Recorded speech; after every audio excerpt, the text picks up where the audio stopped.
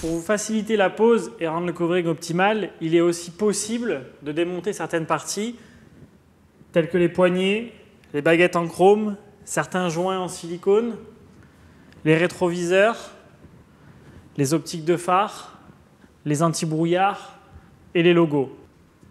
Si vous avez besoin d'aide, ne pas hésiter à se rapprocher d'un garage automobile.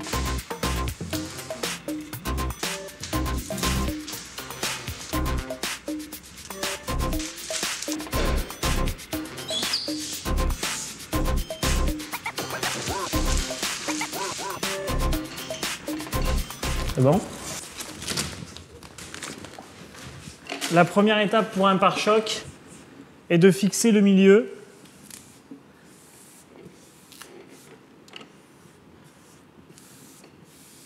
Ensuite, nous allons redécoller cette partie pour chauffer l'ensemble de ce côté de la voiture pour pouvoir l'étirer.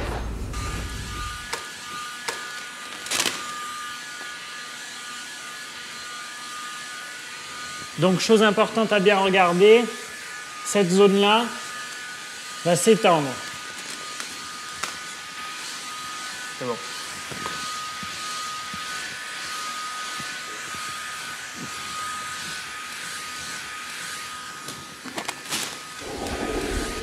L'autre côté.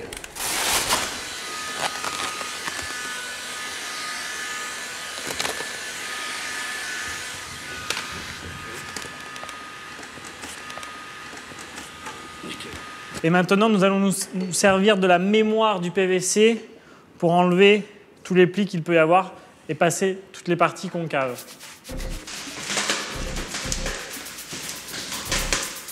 Il est important de comprendre sur un pare-choc que si l'on se retrouve avec des traits horizontaux, le seul moyen de les enlever, c'est de tirer en vertical. Et là, nous allons utiliser la mémoire du PVC. Pour ces plis-là, je peux faire un trou dans mon optique anti-brouillard pour me permettre de décoller mon PVC.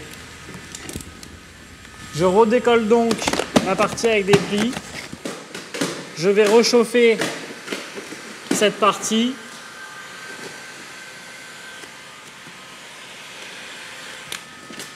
Et les plis ont disparu.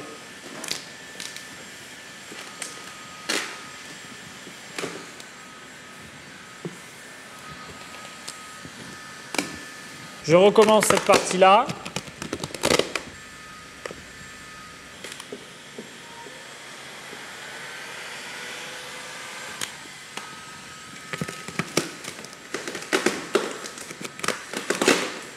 Et je vais maintenant me concentrer sur la partie concave du pare-choc.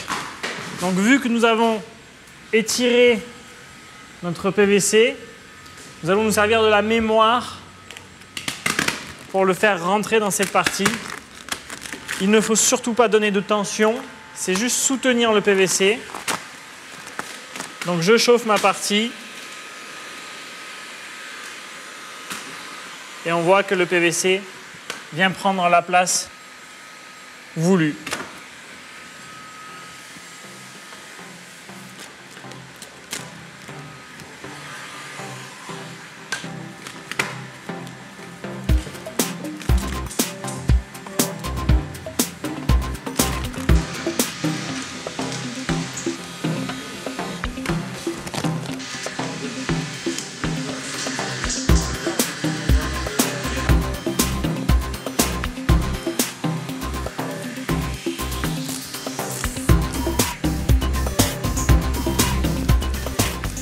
Donc sur cette partie du pare-choc, nous allons pouvoir vraiment voir l'efficacité de la mémoire. Je redécolle et je soutiens juste mon PVC que je viens chauffer et il vient prendre tout seul sa place dans la partie concave. Voilà. Et maintenant, je n'ai plus qu'à appliquer. La chose à bien comprendre, c'est qu'en relâchant la mémoire de mon PVC à cet endroit-là, il n'y a plus de tension sur cette déformation.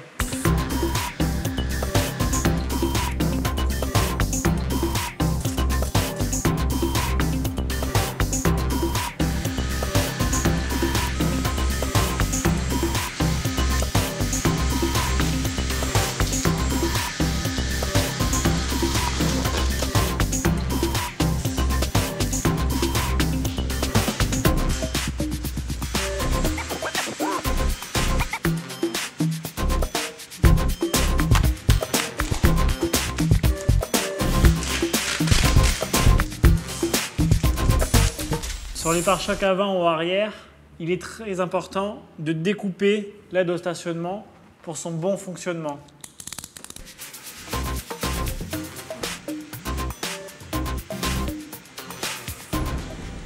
Pour des raisons d'esthétique, nous pouvons laisser la partie couverte, mais il faut savoir que cela peut gêner le bon fonctionnement de l'aide au stationnement.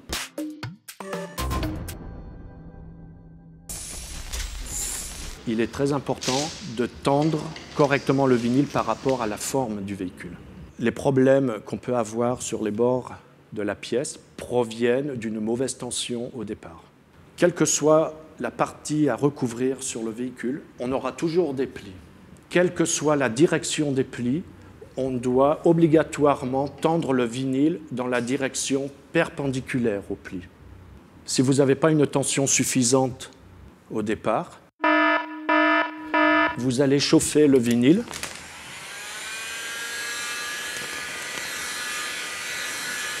et tendre le vinyle dans la mauvaise direction. Donc vous n'allez pas enlever les plis, vous allez les augmenter.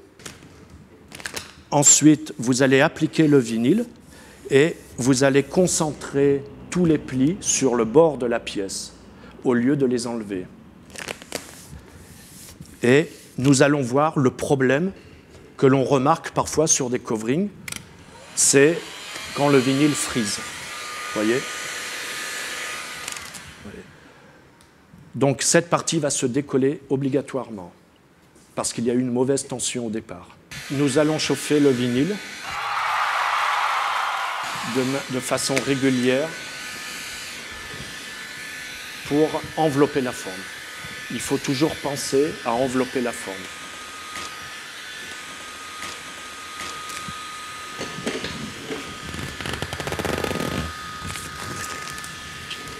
Pour toutes les parties convexes, nous devons obligatoirement utiliser la mémoire du vinyle. C'est très important, on ne peut pas faire correctement une partie convexe si on n'utilise pas la mémoire du vinyle. Je vais chauffer cette partie juste pour détendre un petit peu le vinyle. Je décolle l'ensemble, je le tiens tendu et au moment de chauffer, je dois relâcher le vinyle. Et le vinyle va prendre la forme de la pièce, sans aucune tension.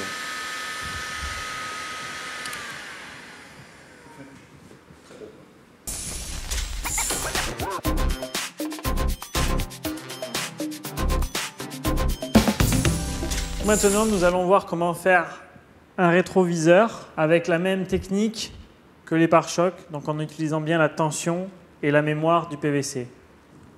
Petite astuce pour commencer, appliquer son PVC sur le montant de la porte, chauffer l'ensemble de la pièce,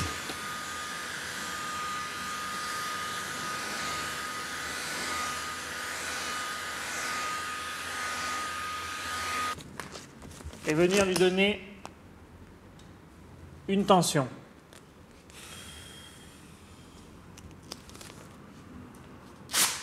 Ensuite, nous allons poser le PVC sur le rétroviseur. Donc, lui donner la première forme.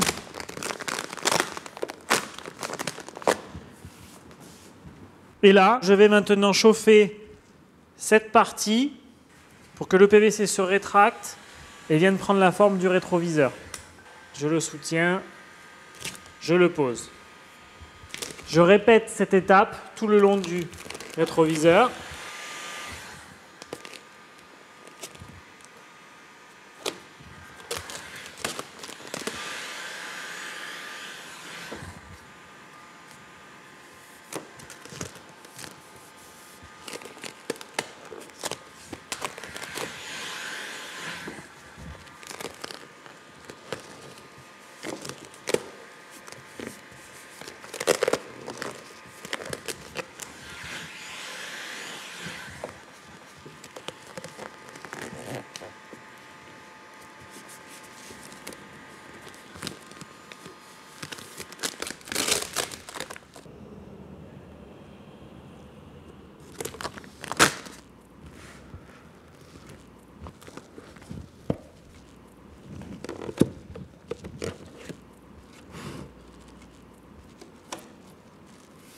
Certains rétroviseurs doivent être faits en 2 pièces, typiquement celui-ci et dans ce cas-là.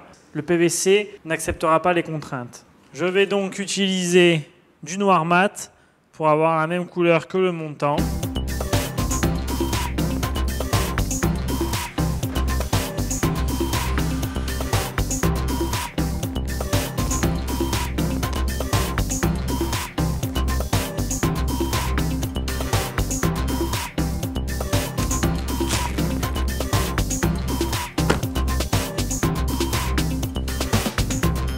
Je me retrouve donc avec du noir mat, la même couleur que le montant, et mon rétroviseur réalisé en 2 fois.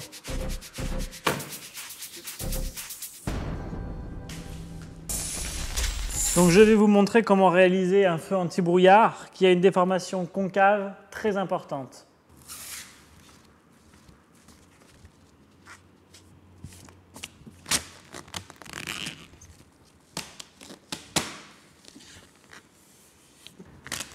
La petite astuce est de réaliser une ouverture afin de répartir la matière dans l'ensemble de la déformation.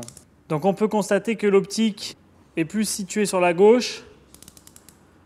Donc je vais faire mon trou vers la gauche.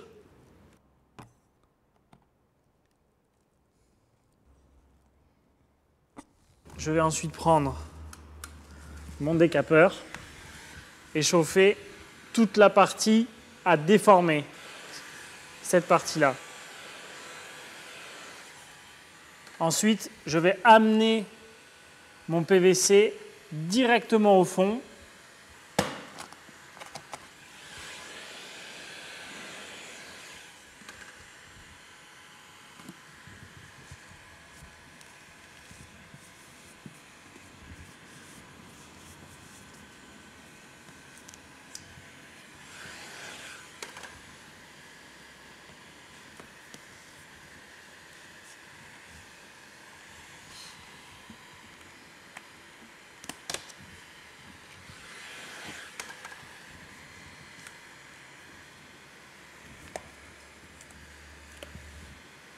La protection avec le tiro sert à que le PVC puisse glisser pour ensuite réaliser ma coupe. Si l'on regarde de plus près l'ouverture, on s'aperçoit qu'elle s'est considérablement agrandie, ce qui nous montre que nous avons utilisé le potentiel de cette ouverture pour compenser la déformation.